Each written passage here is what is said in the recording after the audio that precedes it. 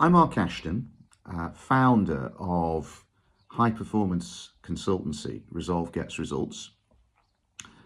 The topic of this video is behaviour, which is the second element in the five-part framework that I use in order to analyse the performance of businesses and to determine what is the potential for improvement, and then help them to develop action plans and implement them in order to achieve that potential. The first element in the framework is vision. And there are three components to that.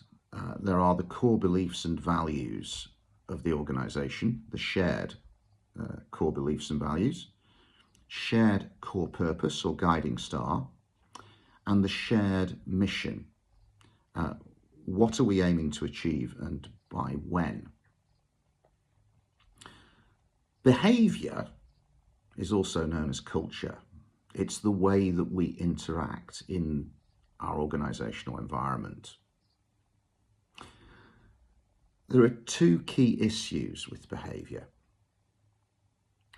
The first is that is it clear to people what are the behaviours required in order to deliver the vision?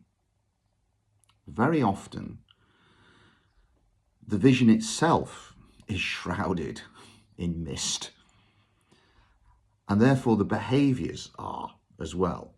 People don't know what's expected of them, what they need to do, and how they need to do it. The second key issue is people may think they know what the vision is. It may have been agreed, it may not. But the behaviours, particularly of the leader or leaders, managers of the organisation, is not consistent with what people across the organisation believe are the values, the purpose and the mission of the organisation. So there is a disconnect. And that disconnect breeds mistrust and cynicism.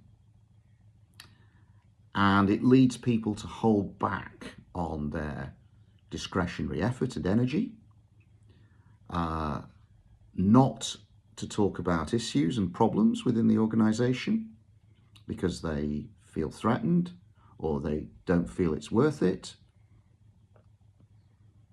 And so the organisation does not improve.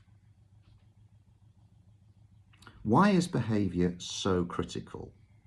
And why is it overlooked so much?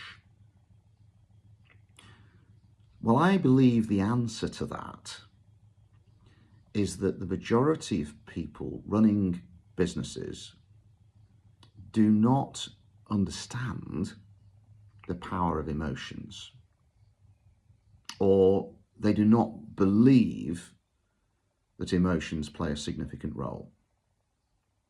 Now, the problem with that is that neuroscience now clearly shows us that our emotions are roughly 5 times stronger than our reasoning and thinking.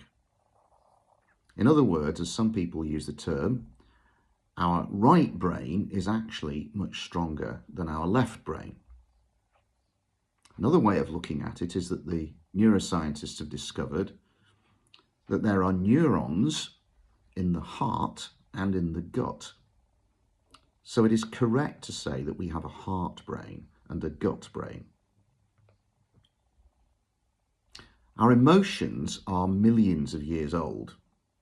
They are effectively hardwired into us, part of our fight, flight, freeze, threat, survival system. Our prefrontal cortex, where we do our thinking and reasoning, is only between 200 and 300,000 years old. And when you understand these things, it becomes pretty obvious why we need to pay attention to emotions, and therefore we need to pay attention to behaviour.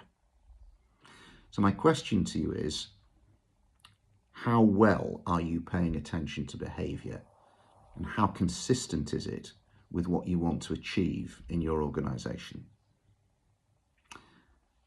I'm always open to conversations. My email address is mark.ashton@resolvegetsresults.com. So get in touch.